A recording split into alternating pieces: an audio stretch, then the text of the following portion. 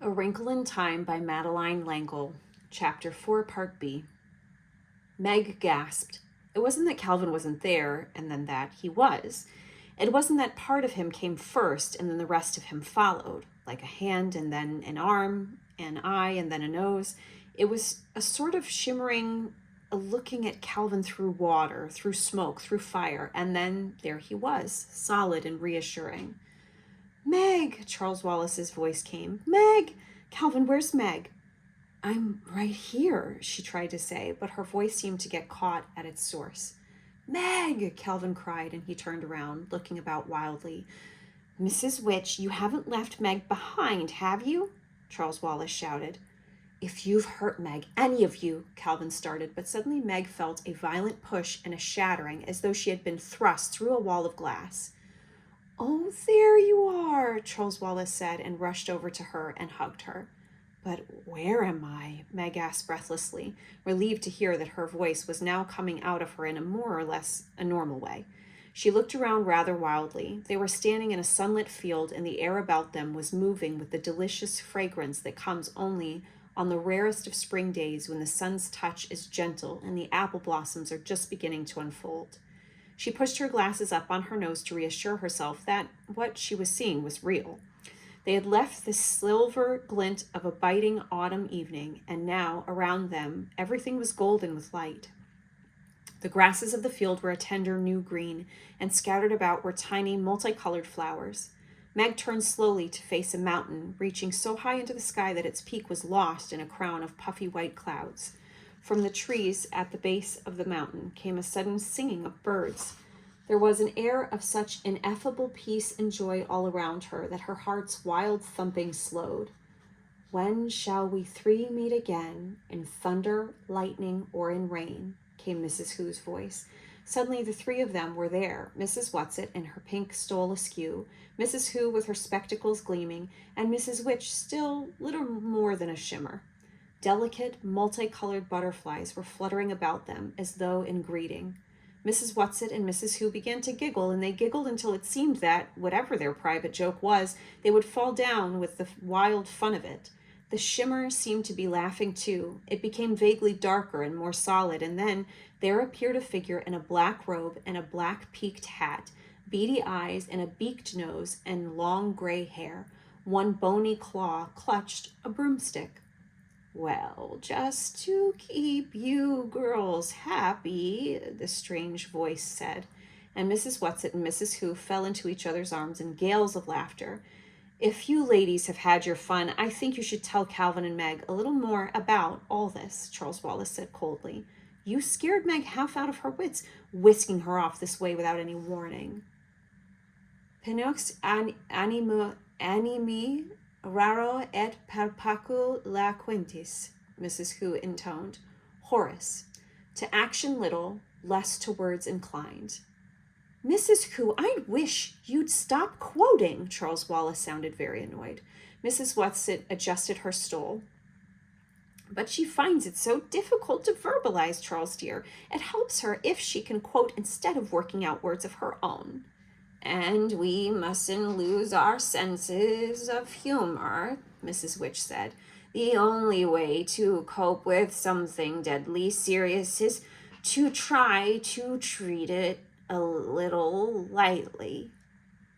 But that's going to be hard for Meg, Mrs. Whatsit said. It's going to be hard for her to realize that we are serious. What about me? Calvin asked. The life of your father isn't at stake, Mrs. Whatsit told him. What about Charles Wallace, then? Mrs. Whatsit, unoiled door hinge voice was warm with affection and pride. Charles Wallace knows. Charles Wallace knows that it's far more than just the life of his father. Charles Wallace knows what's at stake. But remember, Mrs. Who said. Euripides, nothing is hopeless. We must hope for everything. Where are we now, and how did we get here? Calvin asked. Uriel, the third planet of the star Malak in the spiral nebula Messier 101. This I'm supposed to believe, Calvin asked indignantly. As you like, Mrs. Witch said coldly. For some reason, Meg felt that Mrs. Witch, despite her looks and ephemeral broomstick, was someone in whom one could put complete trust. It doesn't seem any more peculiar than anything else that's happened. Well, then someone just tell me how we got here. Calvin's voice was still angry and his freckles seemed to stand out on his face. Even traveling at the speed of light, it would take us years and years to get here. Oh, we don't travel at the speed of anything, Mrs. Whatsit explained earnestly. We tesser, or you might say we wrinkle. Clear as mud, Calvin said. Tesser, Meg thought. Could that have anything to do with Mother's tesseract? She was about to ask when Mrs. Witch started to speak, and one did not interrupt when Mrs. Witch was speaking. Mrs. Whatsit is young and naive. She keeps thinking she can explain things in words, Mrs. Who said. Qui plus sat plus setat. French, you know. The more a man knows, the less he talks.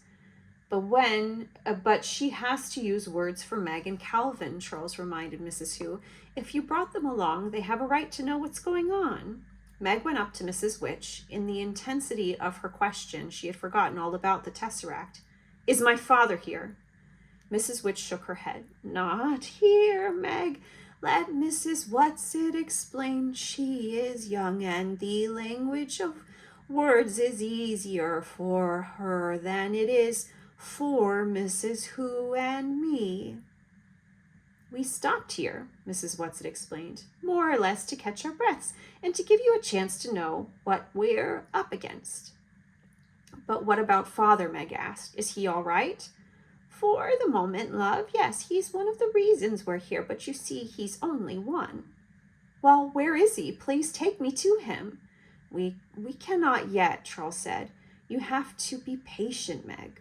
But I'm not patient, Meg cried passionately. I've never been patient. Mrs. Who's glasses shone at her gently. If you want to help your father, then you must learn patience. Vitam in pendro viro, to stake one's life for the truth. That is what we must do. That is what your father is doing. Mrs. Whatsit nodded, her voice like Mrs. Who's, very serious, very solemn. Then she smiled her radiant smile. Now, why don't you three wander around and Charles can explain things a little? You're perfectly safe on Uriel. That's why we stopped here to rest. But aren't you coming with us? Meg asked fearfully. There was silence for a moment. Then Mrs. Witch raised her authoritative hand. Show them, she said to Mrs. Whatsit, and at something in her voice, Meg felt prickles of apprehension. Now, Mrs. Whatsit asked, her creaky voice rising to a squeak. Whatever it was Mrs. Witch wanted them to see, it was something that made Mrs. Whatsit uncomfortable too. Now, Mrs. Witch said, they may as well know. Should I change? Mrs. Whatsit asked. Better.